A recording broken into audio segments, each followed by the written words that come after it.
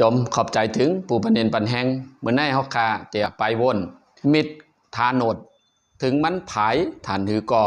เอามาแทบตนไม่ไหลมีดโกนแม้มันจะคมมากมายแต่ก็ไม่สามารถที่จะมาตัดหรือค้นต้นไม้ได้ฉันใด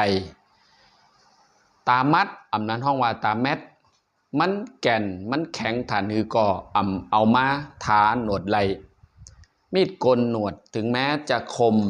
มากมายแต่ก็ไม่สามารถนำมาตัดค้นต้นไม้ได้ฉันใดก็ฉันนั้นคนทุกคนย่อมมีความสำคัญมีบทบาทและหน้าที่ดั่งมีดโกนและขวานค้นต้นไม้ก็นั่นแหละเฮากูก็มีลำลองคึกตอนจอมหนังตั้งหูตั้งเป็น